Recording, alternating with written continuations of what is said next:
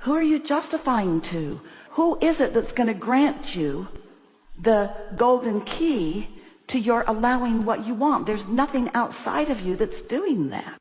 So you're distracting yourself from your normal pattern of thought by implementing a new pattern of thought, which is easy matches.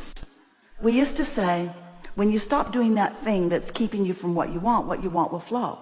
And then we say, every time you're doing that thing that's keeping you from what you want, you don't feel good. That's a clue. Well, that's not that helpful, Abraham, to catch myself doing the blocking or doing the blind spot. So you want to do the other more frequently about more subjects. You want to just get in the habit of making easy matches. And you want to do it in every opportunity that you can. Esther was on an airplane on a Southwest flight the other day, and when she got on the plane, they told her that the plane was going to be absolutely full. She doesn't trust them.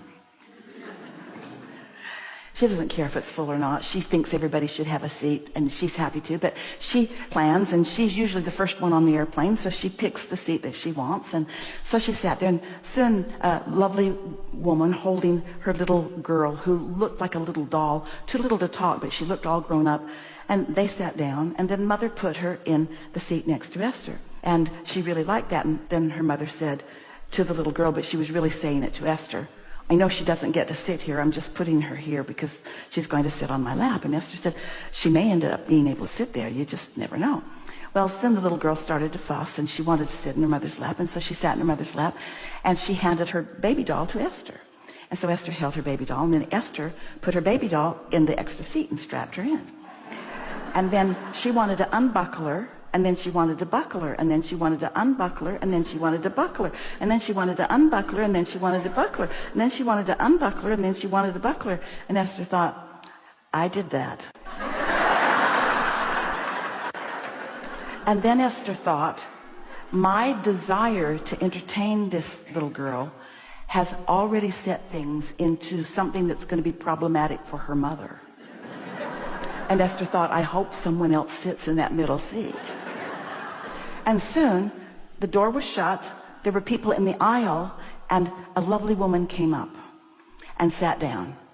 And they began talking. And she was a mother of 2 small children. And Esther thought, they hit the jackpot with each other. In other words, they were a perfect vibrational match. This was a woman who was not going to try too hard to entertain this little girl. She has kids of her own. She knows exactly how to behave. And Esther just sat there with a big grin on her face, and she just thought, things are always working out for me. Things are always working out. Big things and small things. And then Esther actually thought through the existing matches. I got to see these darling people. I got to see this cute little girl. I got to play with her for a minute.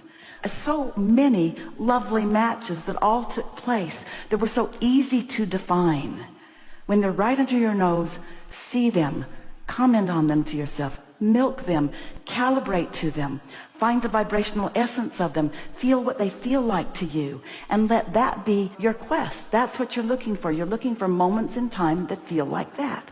Now, there's probably a lot of people, even in this very well defined and vibrationally attracted room, who are or could think that seems like making a big deal out of something that's not very important. And we say sometimes the most important things aren't big deals. In fact, usually they're little deals. Do you know that your point of attraction, how the universe responds to you all day, every day, is not over the big stuff in your life. It's about stuff just like that. It's about your knee-jerk response to this or that or this or that or this or that. Because most people are not deliberately responding. Most people are just looking around and having a response, and looking around and having a response, and then wanting things to be different so that their responses can feel better.